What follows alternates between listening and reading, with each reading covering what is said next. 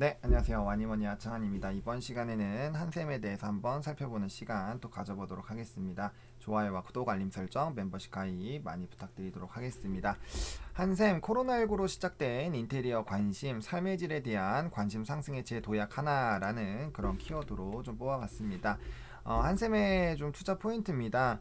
일단 인테리어 관련된 종목군들은 코로나19의 영향을 받아가지고 지속적으로 좀 관심도가 높아지고 있었죠. 그러니까 사실 뭐 이제 외부에 많이 있다 보니까 뭐 인테리어에 그렇게 신경도 많이 안 썼고 사실 돈도 그렇게 안 썼는데 최근에는 이제 이런 좀 집콕 쪽들이 많이 늘어났잖아요. 그러다 보니까 그에 따른 관심도가 굉장히 많이 상승을 했고 뭐 최근에는 또 이제 주택 시장과는 좀 괴리율이 커지긴 했어요. 괴리율이 좀 커지기는 했지만 그래도 이런 그런 공급에 대한 그런 기대감들도 좀 있었고 그다음에 이제 어쨌든 인테리어 자체에 대한 관심도가 굉장히 좀 높아지게 됐습니다. 그에 따라서 뭐 가전 그리고 인테리어 그 등등 이제 이 집 내부에서 활동하는 것들에서 굉장히 좀 좋아졌잖아요. 그러다 보니까 그게 실적으로 굉장히 좀 크게 기여를 했는데 우리가 이 전자공 시스템에서 이제 매출 손익 구조 이 보면은 지금 매출액이 20%가 늘어났고요. 영업이익이 66%, 그리고 순이익이 58.1%나 좀 증가했습니다. 그래서 이제 인테리어 리하우스와 인테리어 가구 부분의 고른 업황의 개선에 따라서 굉장히 좀 좋아졌다라는 거를 좀 파악을 할 수가 있죠. 그리고 이제 점점 이제 그 공시를 보시더라도 일단 이렇게 이 실적적인 부분에서 굉장히 좀 좋아진 그런 부분들을 좀 체크를 하실 수가 있죠. 그래서 일단 업황 자체가 굉장히 좀 좋아졌구나 라고 좀 보시면 될 것 같아요. 그리고 연간 매출액이 3년 만에 이제 2조 원으로 다시 넘어가는 그런 흐름으로 좀 진행이 되고 있습니다. 아무래도 사실 뭐 매출 뭐 1조 클럽 뭐 이렇게 되는 것처럼 사실 매출이 1조가 넘는 것도 쉽지가 않은데 뭐 2조, 3조 이렇게 넘어가는 기업들은 사실 실적이 굉장히 잘 나오는 기업들이죠. 그래서 한동안 좀 이 못 나오다가 이제 다시 한번 2조 원 넘어서는 그런 움직임들로 가고 있는 상황이고요. 그다음에 코로나 기조가 유지가 되고 있어요. 그러다 보니까 인테리어에 대한 관심도는 계속적으로 높아져 있는 상태가 좀 유지가 되고 있다라고 보시면 좋을 것 같고 거기에다가 이제 매장이 확대가 되는데 여기 좀 이따 설명을 드릴 거예요. 매장이 확대가 되고 있고 그다음에 생산성 확보 등 펀더멘탈이 좀 늘어나고 있습니다. 근데 사실 이제 온라인 쪽에 대한 비중이 좀 높아지다 보니까 사실 다른 쪽은 좀 오프라인 매장을 좀 줄이는 경향도 많이 있어요. 이 인테리어뿐만 아니라 업종별로 조금 이제 점포수를 좀 많이 줄여나가는 흐름으로 가는데 한샘 같은 경우는 오히려 매장을 좀 확대를 하고 있는 그런 부분이다라고 보시면 좋을 것 같고 뭐 좀 이따가 말씀드리지만 온오프라인을 좀 연계를 합니다. 연계를 해서 오히려 시너지를 좀 끌어내는 그런 방향으로 좀 접근을 하고 있다라고 보시면 될 것 같아요. 그래서 리하우스 매장이 확대가 됐죠. 27개에서 32개까지 좀 확대가 됐고요.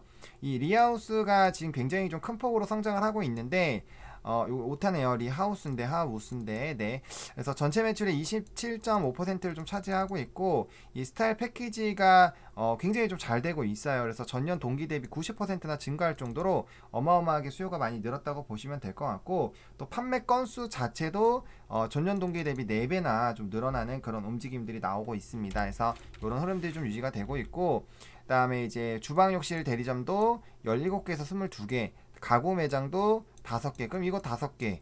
요거에서 거의 또 5개. 그다음에 그 아까 요거에서 5개에서 총 15개 정도가 늘어나네요. 그래서 굉장히 좀 많이 늘어나고 있고 아까도 말씀드린 것처럼 코로나19로 인해서 온라인 쇼핑이 굉장히 좀 강한 흐름이 나타나요.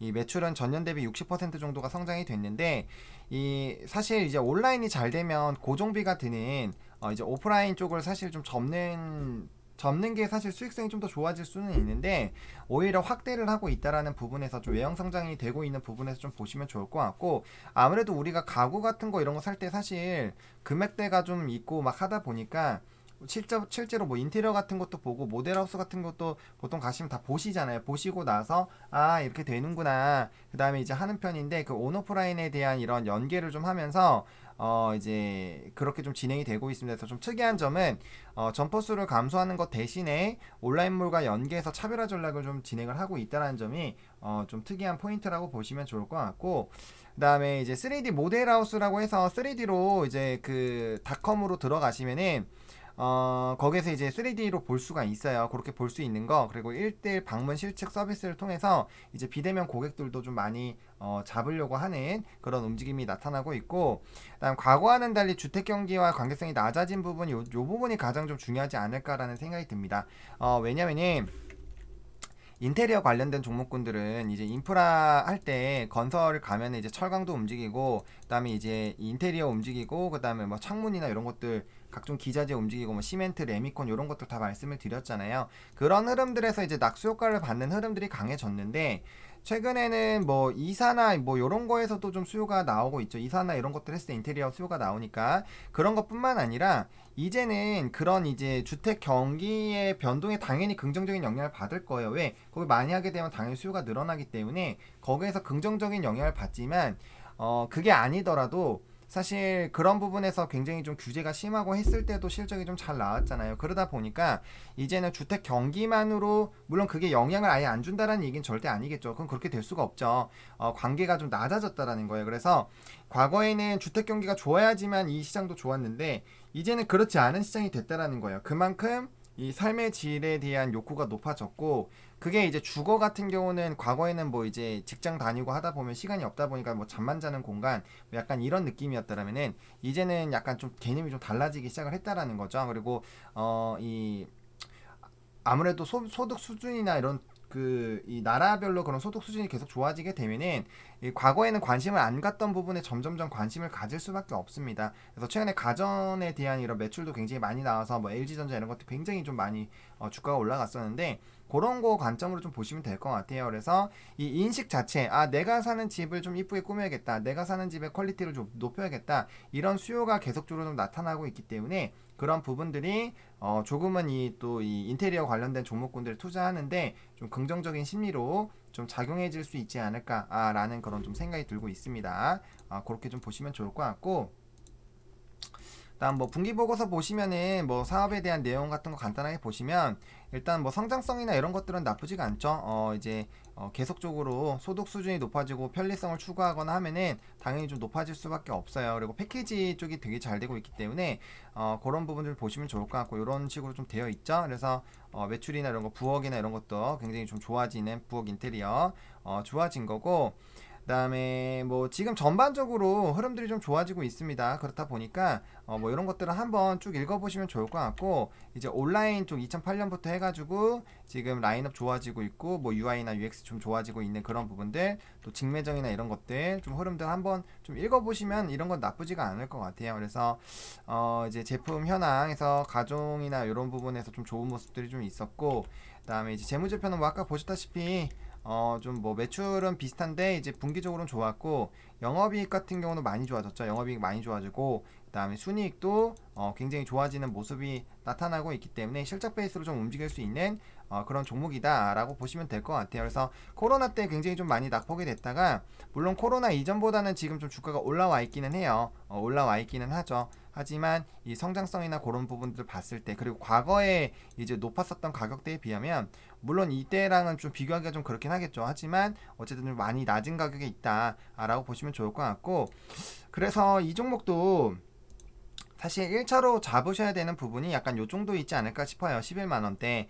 뭐 11만원 하면 이제 한 10% 정도밖에 상방이 안 열리잖아요. 10에서 12% 정도 열리는데, 여기를 좀 돌파를 해주면 충분히 15만원까지도 좀 중장기로 노려볼 수 있지 않을까라는 생각이 들어요. 그래서 좀 보수적으로 잡으면은 14만 5천원 라인부터 이제 16만원 라인 요 밴드 안으로 좀 접근을 하는 방향으로 중장기 목표가를 세우셔가지고 좀 접근해 보셔도 나쁘지가 않을 것 같고, 지금 이 위에서 박스권 형태가 좀 유지가 되고 있거든요. 그러다 보니까 지금 여기 박스권 상단만 좀 돌파를 해주면 충분히 이게 이 단기평선 솟으면서 지금 정배열이 언제든지 나올 수가 있거든요. 그래서 정말 오랜 기간 또 이 역배열 흐름 나오면서 눌리다가 이제야 좀 움직임이 좀 나타나려고 하고 있기 때문에 이게 이제 뭐 주봉상이니까 조금 더 시간은 좀 길게 봐야겠죠. 하지만 주봉상 정배열이 나올 수 있는 가능성이 굉장히 높은 상황이다 라고 보시면 좀 좋을 것 같고, 지금 뭐 업황이라든지 뭐 시적이라든지 그런 것들이 나쁘게 나오고 있는 상황은 아니기 때문에 아마 좀 긍정적인 흐름으로 갈 가능성이 굉장히 높지 않을까라고 보고 있고,